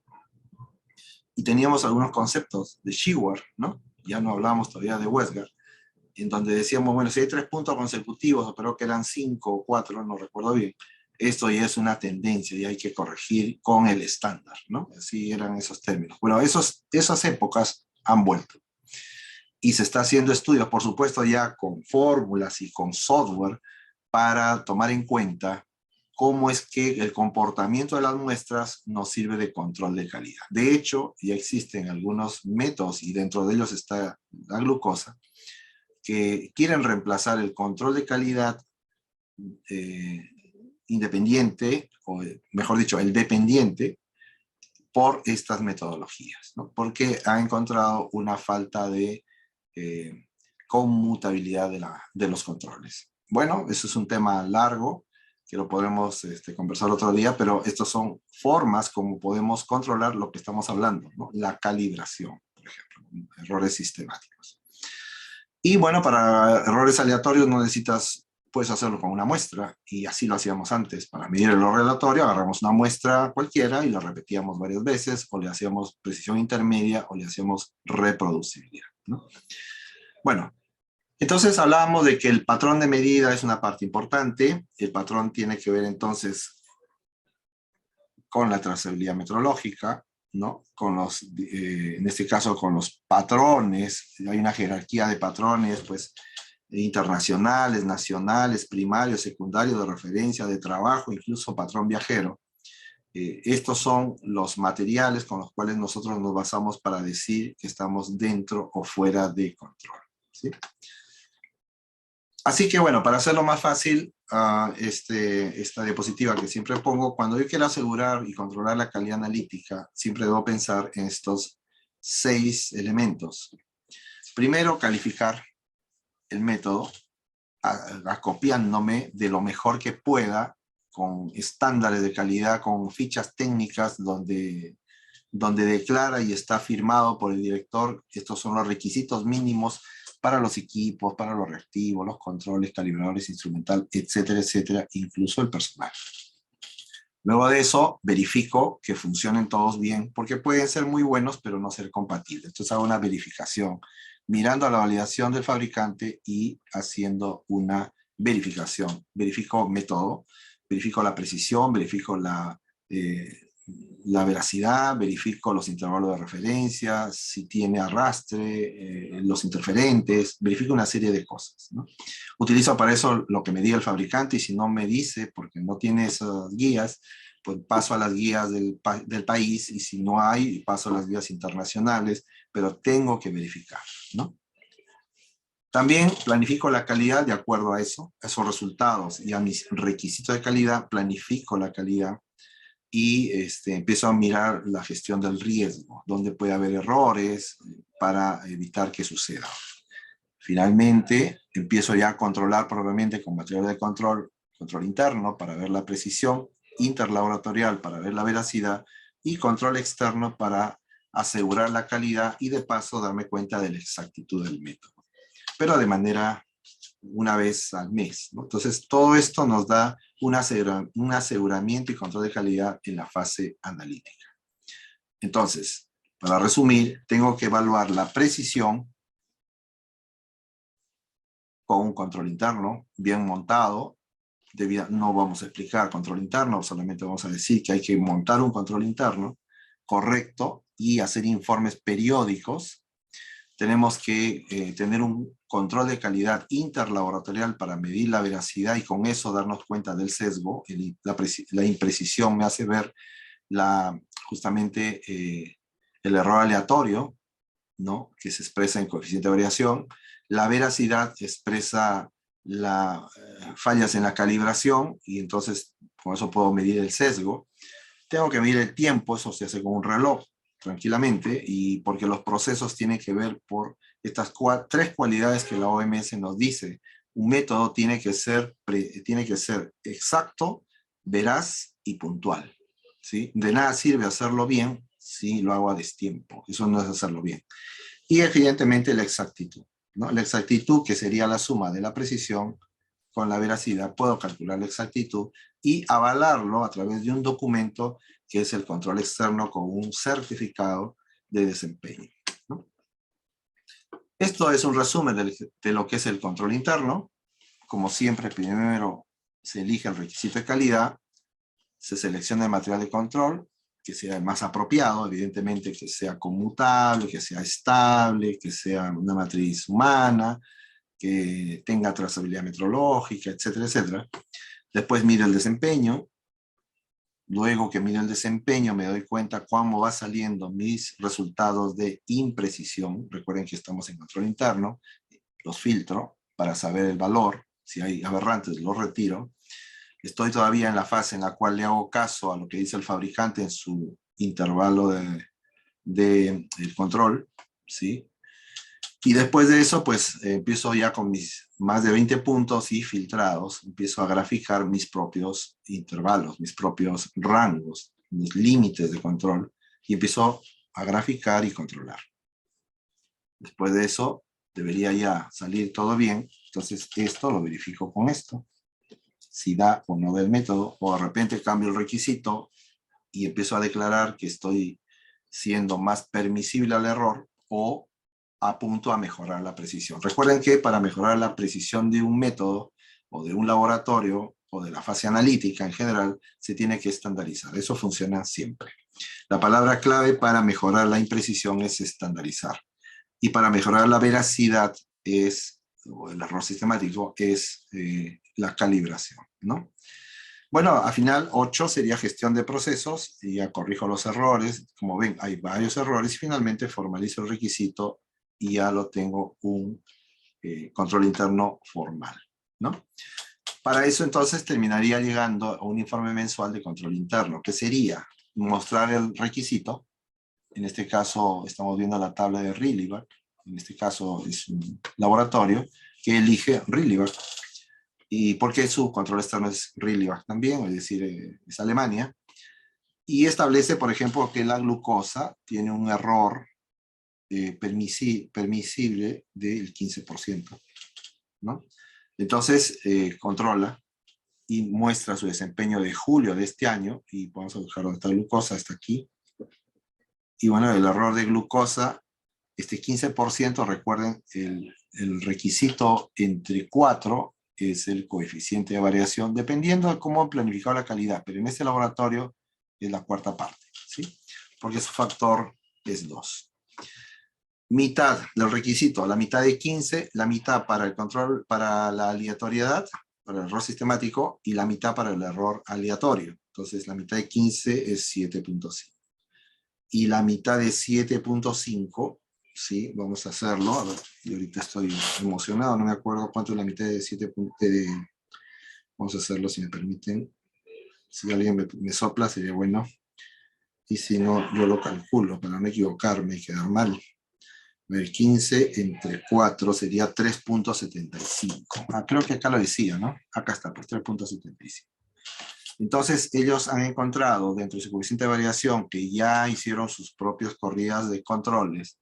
Al inicio y al final de la corrida han obtenido como 40 puntos o más en el mes, y han hecho un cálculo y han obtenido 3.7. Está muy cerca, está muy semejante a 3.75. Entonces, ellos han tomado que si del requisito más o menos 20%, es un índice de que están en regular. Tiene que estar por debajo, dentro del 80% por debajo del requisito de calidad. Entonces ellos lo colocan como regular. Entonces el informe está mostrando eso para cada analito. Y semaforizan, bien, regular y mal. Así. Entonces eso es el desempeño, lo están informando en el mes. Muestran las gráficas importantes, no se muestran todos, como ven están consolidando, ven los eventos de control de calidad que están saliendo mal, amilasa, gamma-glutamil, calcio, otra vez amilasa, mencionan las reglas de control que se han violado y las medidas inmediatas, las correctivas y las preventivas, hacen conclusiones del informe y recomendaciones. Entonces, esta es la manera como se hace control de calidad. En este caso no entró glucosa. Aquí faltó una gráfica. Sí, faltó una gráfica. Bueno, hay una gráfica de consolidado, ¿no? Es una gráfica en la cual se colocan todos los analitos. Hay dos gráficas que de repente las han visto, que es así, ¿sí? Y otra gráfica es un cuadrado en donde se ponen los que tienen errores más grandes. Por ejemplo, si fuera 20%, este sería, y si hay uno que es 10%, sería este tamaño, y si otro vale 5, este tamaño, y acá pues pongo, ¿no? Se me ocurre el analito A, el analito B, el analito C. Entonces puedo ir graficando el desempeño de la prueba en cuanto a control interno, es decir, cómo está la imprecisión del método. Y otro de los elementos sería el control de calidad externo. Estamos siempre dentro de la fase analítica. El control de calidad externo es parte del aseguramiento de la calidad, que tiene que ver con que demostremos a un tercero de que estamos haciéndolo bien. Evidentemente el control interno no se puede utilizar como aseguramiento de la calidad porque, a menos que sea interlaboratorial, incluso así, porque podemos mandar sobre los resultados. Si hay un resultado que no sale como yo quiero, pues no lo declaro y lo vuelvo a hacer hasta que me salga bien. Porque conozco el resultado, conozco los valores promedio, conozco los resultados del fabricante. Los controles internos habitualmente vienen declarados en la concentración. Entonces, en cambio, el control de calidad externo no. El control de calidad externo viene a ciego, viene una muestra o varias muestras que no sabemos el resultado.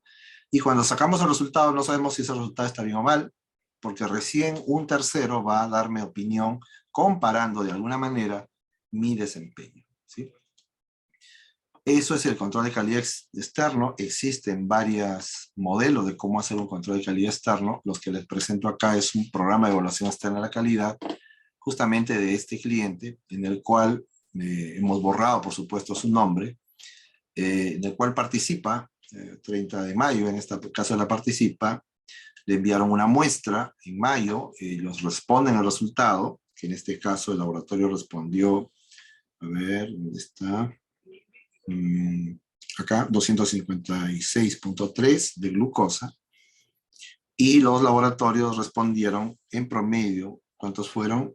233 laboratorios responden 255.3. Entonces, esa diferencia de 255, mi resultado, 256.3 menos 255.3 hace en miligramos una diferencia. Vamos a hacerlo. 256.3 menos 255.3. Me sale un miligramo. Un miligramo, no lo estaba viendo bien. Ese miligramo es la inexactitud, ¿no? De ese momento en que se hizo esa prueba. Para hacer esta prueba se le pide que lo hagan como si lo hace una muestra. Es decir, en cualquier momento de la semana que les toca hacer el análisis, en cualquier momento por cualquier operador en el instrumento en el cual hacen las pruebas de rutina, ¿no? Y en este caso, pues nos dio un porcentaje de error del 0.35%, con un Z-score de 0.1. El Z-score es la medida universal de la inexactitud en los programas de evaluación externa de la calidad y no debe ser mayor a 2 o 3, depende. Bueno, entonces aquí hay un buen desempeño, todos están muy contentos y este control externo también nos permite comparar, y justamente en esta comparación, en este caso de instrumentos, encontramos que hay de Roche, de Beckman Coulter, de Mindray, Abbott, Elitech, Ortho y Fujifilm. Vemos con agrado que existe justamente trazabilidad metrológica, por eso es que todos han utilizado el calibrador de la misma referencia primaria, y por eso los resultados se parecen mucho, con excepción del Microlab, que 234 nos da un resultado muy diferente. Todos los demás están en el mismo orden, muy parecido, 253, 257, 254, 255, 252, 261, 252 y 273. Fujifilm se fue un poquito más, pero en general todos están en el mismo grupo clínico. En este caso, todos son diabéticos, ¿no? Como sabemos, ADA dice que por encima de 200, no importa si está o no en ayunas, por encima de 200 ya usted es diabético, ¿no? Se le llama una toma de muestra al azar. Y es una condición que debería, si alguno me decía que había normalidad o hipoglicemia o prediabetes, entonces ahí sabemos que ese está mal. De hecho, se compara los requisitos de calidad, decíamos 15%, y si algún laboratorio da mayor a 15% de inexactitud, porque ese es el requisito RILIVA, lo acabamos de ver, entonces también estaría mal, ¿no? O su Z-score es mayor a este Z-score. Bueno, acá no está, el Z-score es mi resultado menos el resultado del grupo par, entre el grupo par, entre la desviación estándar del grupo par, perdón, y entonces con eso obtenemos el desempeño. En este caso es una comparación de todos los laboratorios, en el anterior sí lo sacamos, y acá está el Z-score, era 0.1, porque es 1 miligramo de diferencia, y eso es muy poco, menos de 1%. El control externo también nos da información sobre cómo está mi histórico, y bueno, como ven acá, ya está el informe, lo estoy mirando nada más, y veo cómo en cada mes que participé estoy dentro de 2, en este caso, desviaciones estándar. 0 sería 0 desviaciones estándar, para arriba y para abajo 1 y 2. Este sería menos 2. Entonces estoy yendo bien. Acá me escapé en una, ¿no? Pero en el resto, acá también hay otro que me he escapado. Pero en el resto estoy bien. Entonces cuando estoy escapando hay que tomar medidas. Esto es el control de calidad externo, ¿no? Que es aseguramiento de la calidad porque me va a dar una certificación de cómo estoy. Por otro lado, tenemos a A1C, en el cual vemos que utiliza un método avalado por la NGSP, probablemente pues tenga, esté certificado por la DSCT, y este método, que por ahí lo debe decir, está funcionando aparentemente bien, ¿no? Porque vemos que el resultado fue 6.37, Y el resultado del grupo se divide en dos, el general 6.06, pero se lo compara si hay un buen grupo par, como vemos acá hay 40, la ISO 17043 dice que mínimo tienen que ser 10, o mayor de 10 dice, o sea, serían 11, pues acá hay 40, así que está muy bien, y ellos han sacado 5.958. Entonces, nos dice que el Z-score es 1.5, como dije, mayor a 3, nos preocupa, mayor a 2 en algunos casos. 1.5 está perfecto y su porcentaje es 6.92. Lo que sí no me acuerdo, ¿cuánto era el requisito? Voy a retroceder. ¿Cuánto es el requisito? A ver, déjame ver un momentito. Aquí está, 14%. ¿Sí? 14% es el requisito de A1C. 14%. Y 15% es el requisito, según Alemania, de la glucosa. Bien, entonces, regresando por ese 14%, pues acá obtuvo, este es, sí, 6.92%. Aquí está, lo voy a poner en otro color. A ver, de repente, así amarillo, 6.92, se lo compara con 14%. Evidentemente es menor. Así que este laboratorio está bastante bien. Las gráficas del histograma, que ya los vimos en la glucosa, que era una bonita campana de Gauss, acá sí aparecen algunos poco diferentes, que no están estandarizados, en este caso a la MGCP, y podrían mostrar algo diferente. En este caso el check nos está diciendo cómo está el método, y está bastante bien, está dentro del grupo. Y la comparación es esta. Veamos cómo se comparan. Acá, por ejemplo, encontramos, Roche, dentro del grupo de instrumentos, Roche, Mindray, Toso, Abbott, SD Biosensor y Wonfo, que es Biotech. Y también, muy bonito, más abajo vemos los métodos, ¿no? Y al ver los métodos, vamos viendo la inmunoturbidimetría del HPLC, que evidentemente es el gol estándar, la inmunocromatografía y la inmunoinhibición. Independientemente de eso, vemos que felizmente todos los resultados se parecen. ¿No? Se parecen clínicamente, bueno, sí, están dentro de la misma concepto clínico, entonces debería haber confianza en estos cálculos, en el algoritmo A de la 13528, ¿no? Bueno, en todo caso, este es el desempeño de todos, y vemos que encontramos una baja incertidumbre, así que estamos tranquilos. Y en el cliente, en este caso, se nota que efectivamente, independientemente de este dato, los siguientes meses, 1, 2, 3, 4, 5, 6, 7, 8, 9, 10, 11 meses, casi un año, está yendo muy bien. Así que todo está yendo bien, y esto es aseguramiento de la calidad. Estoy diciendo, estoy haciendo bien las pruebas, ¿no? Ahí está un resultado más del HPLC, y con el HPLC, de antes era la comparación de todos los métodos general, y con el HPLC, miren acá la diferencia, este punto del 2 del 8 del 2021, en este caso, 2 del 8 de 2021, este punto está dentro. Está bien.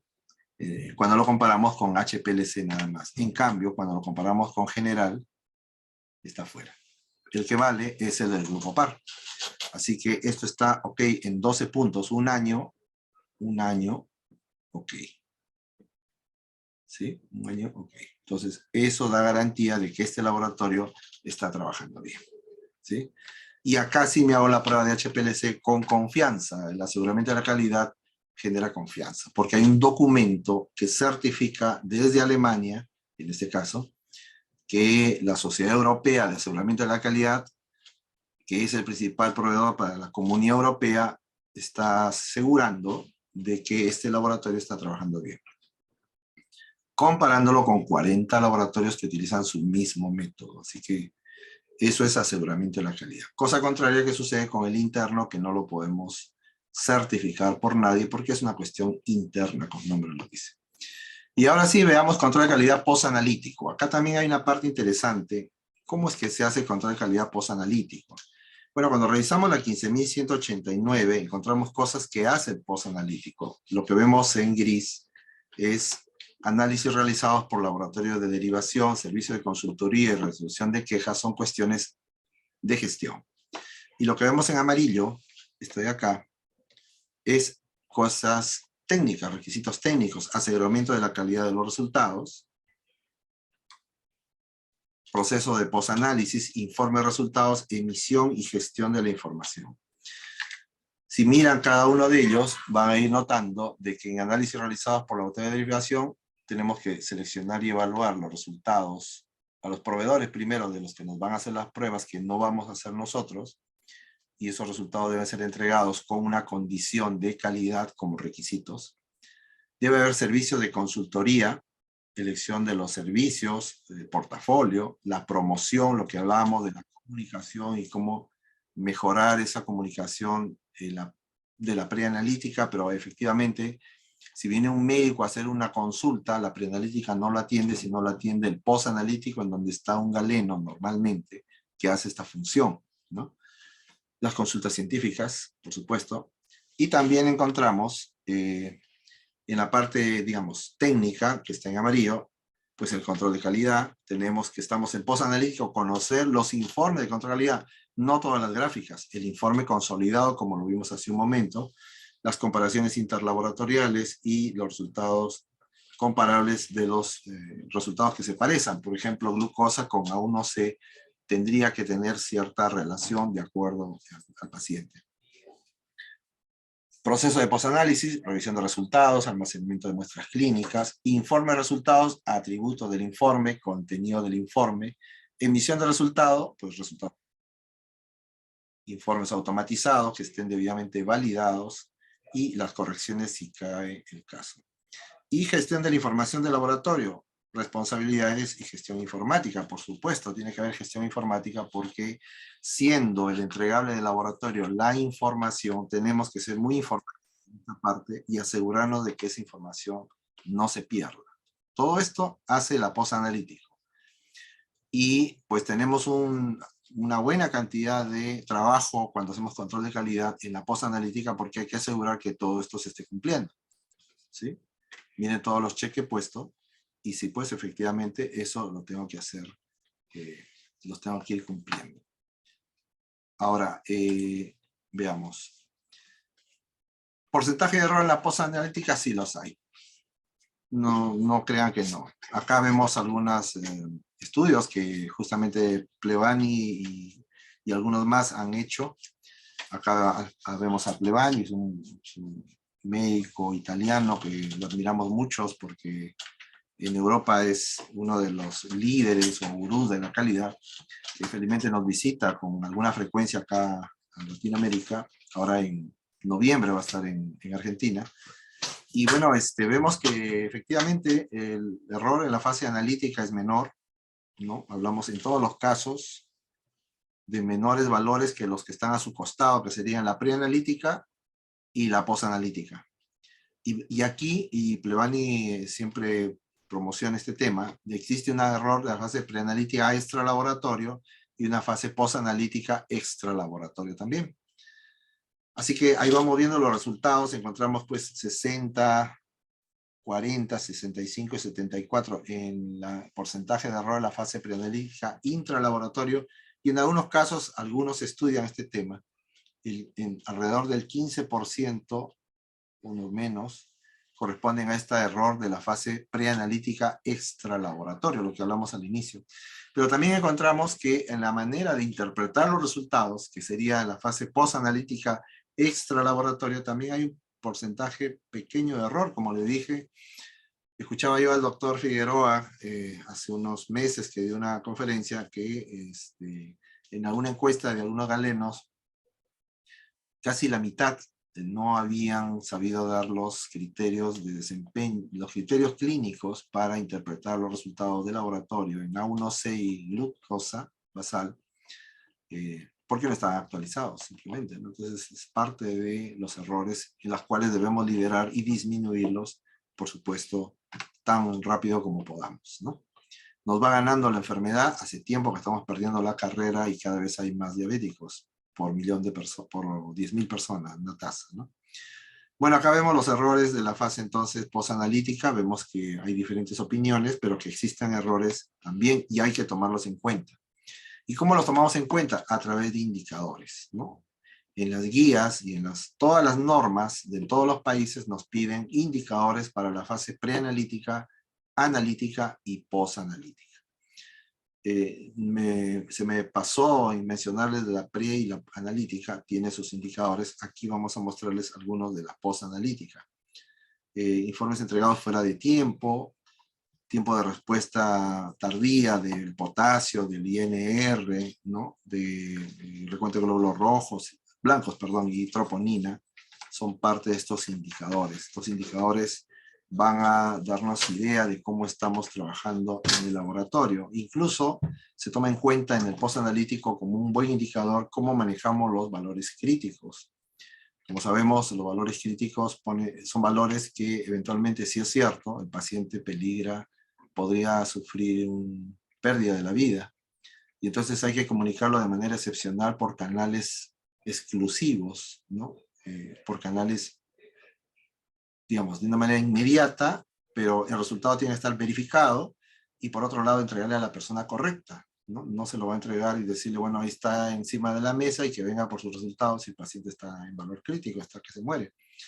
Entonces, todo esto es todo un procedimiento que se tiene que hacer, que es transversal a todo el laboratorio, desde el analítico para adelante, y que se tiene que dar los recursos del caso, ¿no?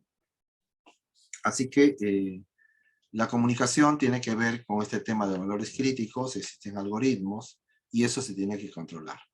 Un valor crítico, se selecciona el valor crítico, se envía el valor crítico, se recepciona, se confirma que se ha entregado y ha sido leído, y se cierra la alerta del personal de laboratorios. Toda una historia de los valores críticos, y como sabemos, el más crítico es la hipoglicemia que la hiperglicemia, ¿no? Los diabéticos suelen morir más por hipoglicemia, por efectos del tratamiento normalmente, ¿no? O por el desbalance natural de la enfermedad. Bueno, entonces ahí tenemos algunos valores críticos, perdón, algunos indicadores ya saliendo de valores críticos. Acá está el tiempo desde la validación de resultados hasta la comunicación de resultados al clínico. Este es un valor que utiliza un hospital allá en Argentina. Acá en Perú nosotros tenemos también algunos indicadores regidos por la norma. ¿Cómo disminuir la frecuencia de errores en la fase de control del ciclo laboratorio? Bueno, la preanalítica implementó un sistema de comunicación que permita que el personal del laboratorio se comunique mejor, ¿no? La fase preanalítica. La fase analítica, sistema de código de barras que permitan confirmar la identidad del paciente, automatizar los ingresos, que ahí es donde se equivocan más. Fase analítica, modelo de control de calidad más estricto, gráficas de control, gráficas de función de poder, realizar correctamente los controles de calidad internos y externos. Bueno, aparte de eso, yo sugeriría hacer un control de procesos, que es donde se suele fallar también. Y que exista pues una conmutabilidad o una relación entre lo que sucede con los controles y lo que sucede con las muestras. Hay que estar mirando mucho lo que pasa afuera del laboratorio, enfoque en el cliente, para si ver efectivamente existen reclamos frente a envíos de resultados que evidentemente están validados correctamente. Fase postanalítica, notificación computarizada, monitoreo y seguimiento de pruebas anormales y resultados críticos. Y la fase postanalítica, comunicación interdisciplinaria entre los médicos y profesionales del laboratorio para mejorar la interpretación clínica de resultados, lo que estábamos hablando al inicio, en el laboratorio, y al conocimiento clínico de las nuevas tecnologías, ¿no? Entonces acá encontramos el liderazgo, que es lo que les mostraba desde el inicio. Eso es algo que nos ha faltado en la pandemia. Gestión y liderazgo. Esto es algo que tenemos que apuntar mucho en laboratorio para disminuir los errores de ese nivel. Bueno, acá está la norma técnica de salud, un poco antigua, pero sigue siendo obligatoria en el Perú. Y encontramos que dentro de la fase postanalítica dice falta de correlación entre resultados vinculantes, falta porcentaje de correlación entre el cuadro clínico y los análisis realizados, entonces resultados de interpretación y opinión diagnóstica, transcripción de resultados, insatisfacción del cliente o usuario, ¿no? Y en la parte de gestión también nos da algunos indicadores más. Así que esto es también parte del control de calidad. Controle usted la fase preanalítica, analítica y posanalítica e incremente incluso al grado de ponerla extra laboratorio, extra laboratorio en la fase preanalítica y en la fase posanalítica. Son 5 elementos que hay que controlar, ¿sí? Bueno, entonces, recomendaciones, implemente la pre y posanalítica, genere un sistema de gestión de calidad y un sistema de gestión de la seguridad, implemente gestión del riesgo para ir adelantándose a los errores y empiece a mirar todo con un enfoque basado en riesgos, trabaje en equipo, mejore el clima laboral, este es el principal recurso del laboratorio, las personas, sistematícese todo lo que pueda, tenemos alta tecnología, úsela, no puede ser que su laboratorio tenga menos que tecnología que su celular personal, es más importante la tecnología del laboratorio que su comunicación personal, esmérese en sistematizar y automatizar. Y por supuesto la informatización. Aprende informática porque nuestros resultados terminan siendo información que tenemos que saber gestionar. Aprenda gestión de la información. Muy bien, chicos, eso ha sido todo por hoy. Si tienen algunas preguntas, encantado de la vida de responderlas.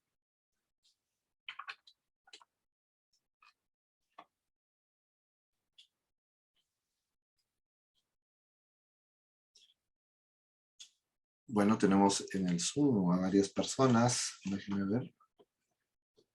Y también en el Facebook, ¿no? Bueno, entonces ha sido un gusto tenerlos con nosotros. Podemos seguir respondiendo las preguntas. Tenemos a Israel desde Ecuador, Mari desde Guatemala. Muchas gracias por estar ahí. Julio Ibáñez también está dando las gracias. Félix Eduardo. Colóquenme de dónde me están escribiendo. Elma Peña dice, bueno, según la ADA, la tolerancia a la glucosa debe realizarse primero la glucosa basal, luego el paciente debe tomar glucosa anhidra, 75 gramos, posteriormente controlar a la hora, a las 2 horas y finalmente a las 3 horas. La pregunta es, si me permites, ¿por qué en la mayoría de laboratorios lo realizan glucosa basal, luego el paciente toma su glucosa anhidra, controla a la hora y finalmente a las 2 horas? A ver. Bueno, según la ADA, la Asociación Americana de Diabetes, no se hace hasta las 3 horas, empecemos por ahí. Y normalmente solo deberían hacer la tolerancia a glucosa basal y la de las 2 horas. Eso sería lo ideal, porque a pesar que uno lo puede hacer cada media hora y llevarlo hasta las 3 horas, y controlar cada media hora y pincharlo 7 veces al paciente, no existen referencias o intervalos de referencia o investigaciones que soporten si una glucosa sube o baja a los 30, 60 o 90 minutos.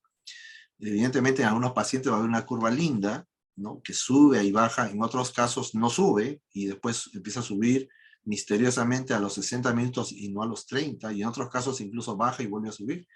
Uno dice, acá pasa algo raro, pero el hecho es que no podemos tomar una referencia clínica, no se ha hecho esa investigación para definir qué es este valor significa esto. Entonces, si bien es cierto, puede cambiar, en algunos casos, no digo que en todas, la mayoría es una curva clásica, lo que sí se ha investigado es a las 2 horas. Ahí sí se ha investigado y esa es la referencia del ADA. Entonces, la recomendación es hacerlo a la basal, darle la glucosa, esperar las 2 horas y hacerle la de 2 horas. Con eso sería suficiente para determinar si los valores corresponden a lo que indica aquí. A ver, permítame un momentito, regreso a las diapositivas hasta el principio, en donde hablamos de justamente esa tablita del ADA, en donde nos dice la glucosa impartida de manera oral, pues no debe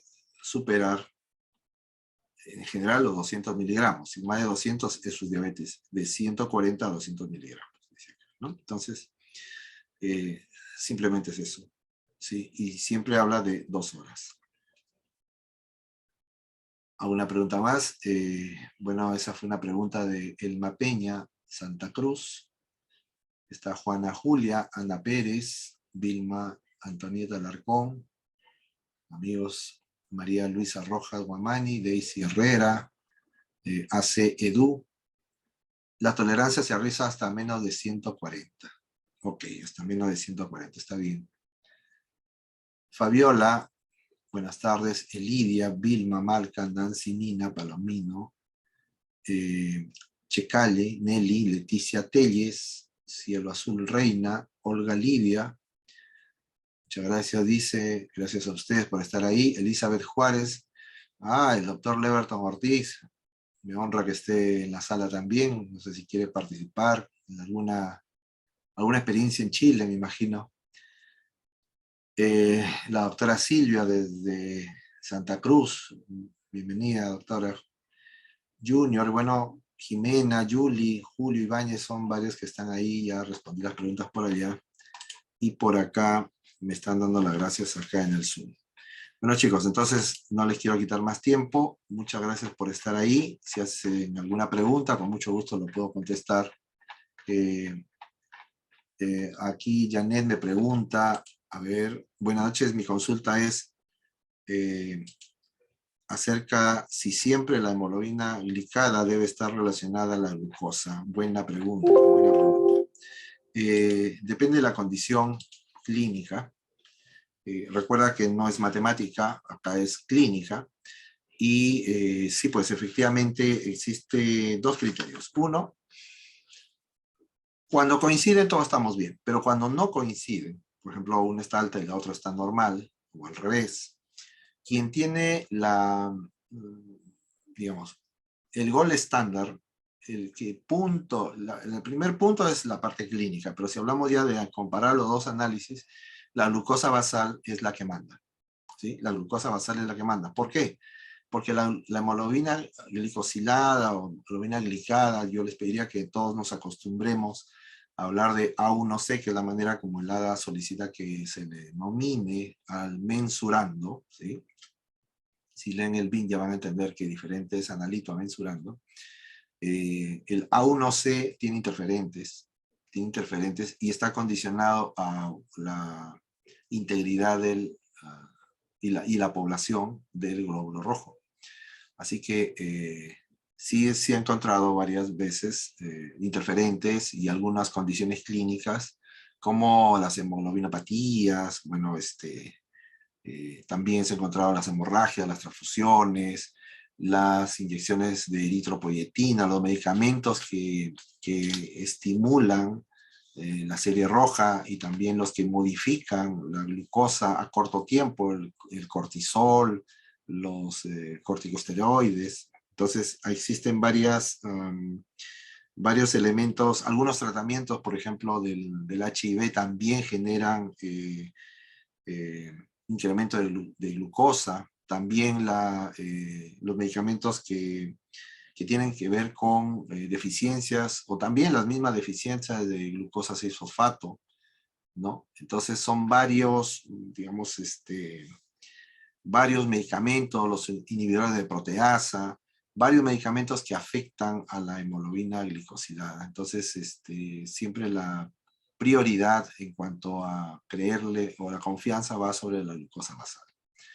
Existen varias condiciones, pero la glucosa basal sí es más confiable, es el gol estándar en este caso para el screening, no así la 1C, entonces a tomar en cuenta, deben estar relacionados, la pregunta es, ¿deben estar relacionados? Sí, pero no necesariamente. Hay excepciones clínicas que explicarían fácilmente que no exista una relación. Por eso es que cuando uno da un dato y está en la posanalítica validando esa relación, porque en donde se relacionan que dos análisis relacionados coincidan, es justamente la posanalítica. Como hubiera un indicador de la norma técnica de salud 072, es eso. Usted correlacione los resultados de urea, creatinina, calcio con fósforo, qué sé yo, todos los análisis relacionados. En este caso, hemoglobina glicosilada o A1C con glucosa basal, también hay una relación, pero evidentemente con el respaldo de la parte clínica, con el respaldo de lo que sucede en el laboratorio, el desempeño de las pruebas, todos desvíos o no conformidades de la operatividad de las pruebas, con la integración de todos los resultados y comparándolos entre todos, más los históricos del paciente, más la historia clínica.